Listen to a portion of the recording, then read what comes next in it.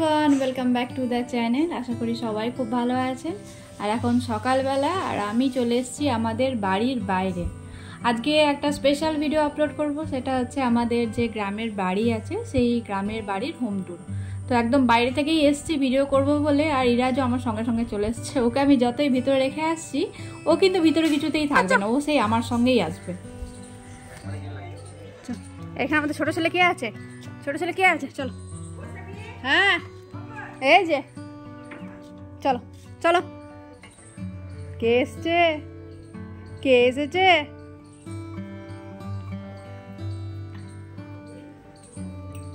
কে এসছে রে বেটু? বাড়ির মেন যে এন্ট্রান্স সেখানে আমরা ঢুকলাম, আর ঢুকেই আমাদের বাঁদিকে হচ্ছে এটা আমাদের গোয়াল ঘর আর কি। বাঁদিকে এইখানে গরুগুলো সারাদিন বাঁধা থাকে, আর ডান দিকে হচ্ছে গোয়াল ঘর যেখানে গরুগুলো ঘুমায় আর কি, থাকে রেস্ট রুম ওদের। আর সামনে আছে ইরাজ যেখানে দাঁড়িয়ে আছে তার বাঁদিকে ওটা হচ্ছে গোলা, সিমেন্টের গোলা আর কি বাঁধানো, আর ওপরটা খড়ের ছাউনি দেওয়া। আর এইদিকে বাইরে আর একটা আমাদের রুম আছে, তারপরে হচ্ছে বাড়ির যে সেকেন্ড এন্ট্রান্স সেটা। এটা দরজাটা দেখেই বুঝতে পারছেন অনেক পুরনো দরজা, সেই আমার বাবা দাদুদের আমলের দরজা। আর এই হচ্ছে আমাদের মেন বাড়ি। বাড়িতে ঢুকেই ডান দিকে আমাদের এখানে হচ্ছে তুলসী মন্দির। তো গাছটা এখন ওয়েদারটা ড্রাই, সেই জন্য শুকিয়ে গেছে, আর যখন বর্ষার সময় প্রচণ্ড মানে একদম ঝাঁকুমুকু হয়ে অনেক বড় গাছটা হয়ে থাকে। এই হচ্ছে মোটামুটি আমাদের বাড়ির স্ট্রাকচার, গ্রামের বাড়ি যেমন হয় আর কি। এই যে অনুভা দাঁড়িয়ে আছে সামনে। ওই দিকটায় কেন নামছিস? ওইদিকে শ্যাওলা আছে, এদিকে নাম। দেখি পেছন করো।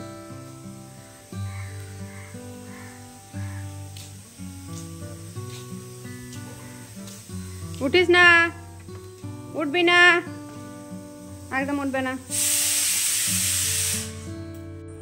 এই দিকের এই পোর্শনটা হচ্ছে আমাদের সেকেন্ড রান্নাঘর। এখানে মাটির দুটো উনুন করা আছে।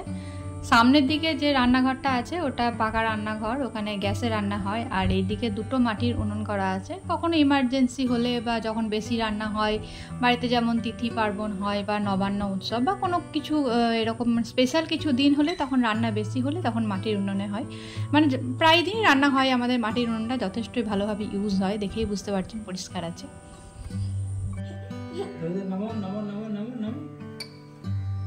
পড়েছে ওই দেখো ইয়েতে, এইখানে জলটায় পড়েছে।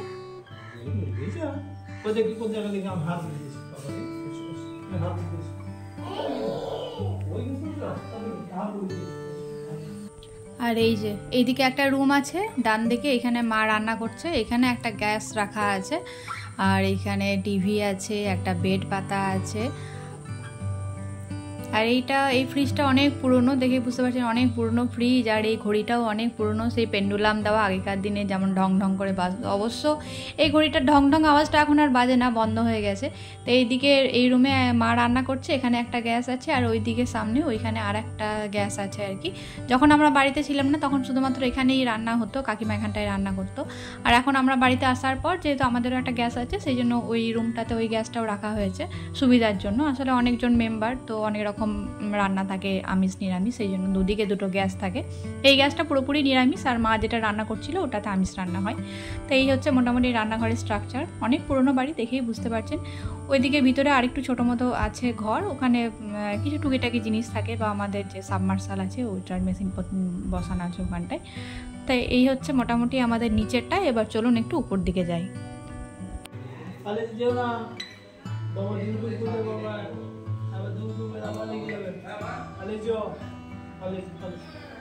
চ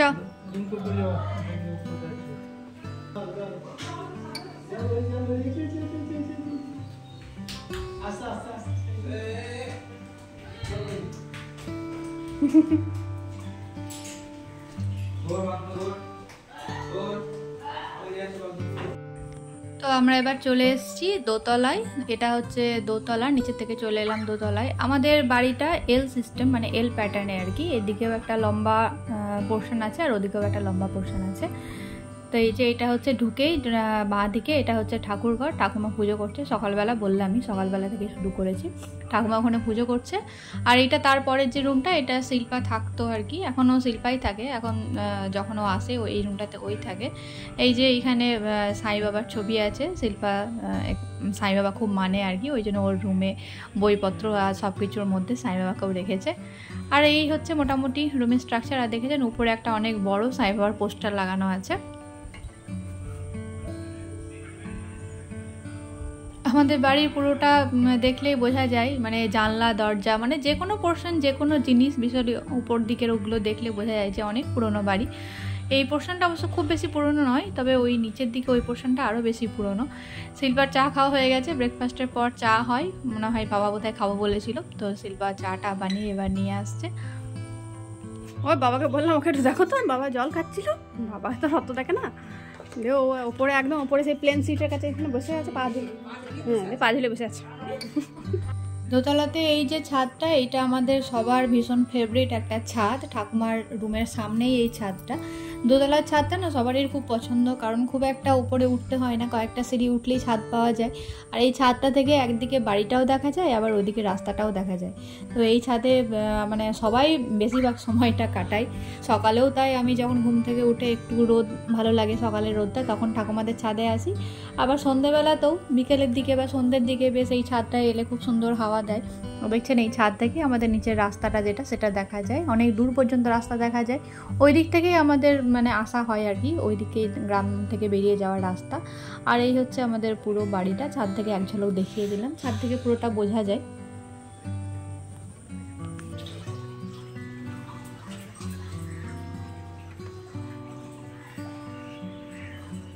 আর এই এদিকের পোর্শনে যেটা বলছিলাম ঠাকুর ঘর, তারপরে শিল্পার ঘর, তারপরে ওইদিকে আছে সুমনের ঘর, তারপরে বাথরুম, তারপরে কাকিমাদের ঘর। তখন যখন আমি ওখানে ভিডিও করছিলাম, তো ওইখানে ঘর মোছামুছির কাজ চলছিল, সেই জন্য ওদিকটায় আর গেলাম না। তো জাস্ট ওদিকে আর গেলাম না, বলে দিলাম যে ওইদিকে আরও 3-4টে ঘর আছে আর কি। মানে বাড়িটা অনেক বড়, পুরোটা যদি একটু একটু করে করতে চাই তাহলে অনেকটা বড় হয়ে যাবে ভিডিওটা, সেই জন্য যাই হোক ওদিকটা একটু শর্টকাট দিয়ে দিলাম। আর এইদিকে আবার একটু মানে ব্যাকে একটা পোর্শন আছে, যেটা এই রুমটাই আর কি আমার বাবা মায়ের রুম। আর এখান থেকে আমাদের নিচেতে ছোটো জায়গাদের বারান্দাটাও দেখা যায়, ছোটো জায়গাদের বাড়ির যে পোর্শনটা, মানে ছোটো ঠাকুমা আর কি। তো এই হচ্ছে আমাদের রুম।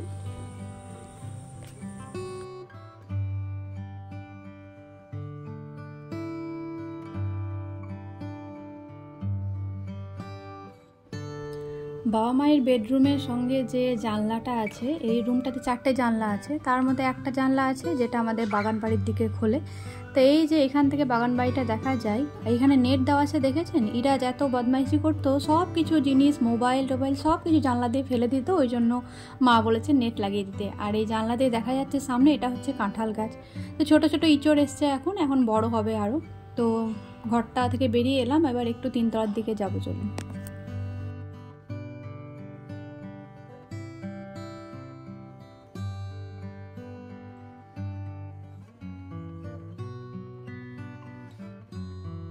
তিনতলায় চলে এসেছি। তিনতলায় আমাদের 2টো ছাদ। আগেই বললাম যে আমাদের বাড়িটা এল প্যাটার্নের, তো যেহেতু এল প্যাটার্নের তো দুদিকে 2টো পোর্শন, সেই জন্য 2টো ছাদ।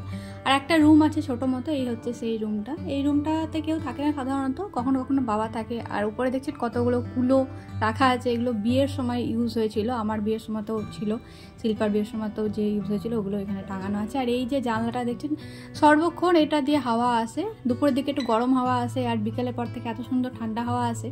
অন্য কোথাও হাওয়া দেখ বা না দেখ, 3তলার ঘরে উপরে যে ছোটো ঘরটা, এটাতে সব সময় হাওয়া দেয়, যতই গরম হোক না কেন, কারেন্ট না থাকুক, এই ঘরটা এলে খুব হাওয়া পাওয়া যায়।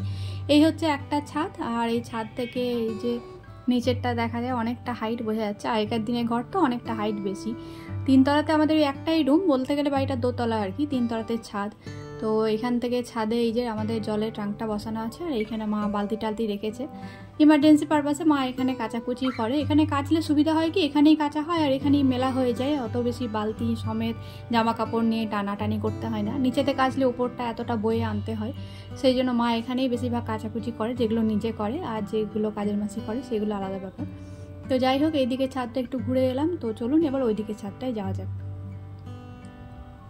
এদিকের ছাদটা অনেকটা বড়, ওইদিকের ছাদটা একদম লম্বা মতো ছাদটা, আর এদিকের ছাদটা একটু স্কোয়ারের মতো শেপ। এই হচ্ছে ছোটো দিদাদের আম গাছটা, প্রচুর আম এসছে এবারে, আমের ফলন অনেক বেশি। আপনাদের ওদিকে কেমন জানাবেন। আর এখানে প্রচুর আম ধরেছে, প্রচুর মুকুল ধরেছে। তো এই গাছের আমগুলো খেতে সত্যিই খুবই ভালো। আর এই হচ্ছে আমাদের এই পুরো ছাদটা। আমাদের ছাদে উঠলে যেদিকে তাকানো যায় শুধু গাছই দেখা যায়, আর গাছের মধ্যে নারকেল গাছের সংখ্যাটা সব থেকে বেশি। চারপাশে প্রচুর নারকেল গাছ, দু একটা তাল গাছ আছে, আর আম গাছ, বেল গাছ, এ গাছও এইরকম ধরনেরও আছে। গ্রাম তো সেজন্য গাছপালাটা একটু বেশি। আর এই যে ঠাকুমাদের ছাদে যে ঠাকুমা দাঁড়িয়ে আছে কি দেখছে ওইদিকে বাগান বাড়িতে। ঠাকুমার ছাদটা একদম লম্বা মতো, ওইদিকে ছাদটাও লম্বা, এই দেখুন এইখান থেকে দেখা যাচ্ছে ওদিকটা লম্বা, আর এইদিকে ছাদটা একটু স্কোয়ার শেপ। তো যাই হোক, মোটামুটি পুরো বাড়িটাই দেখানো হয়ে গেল।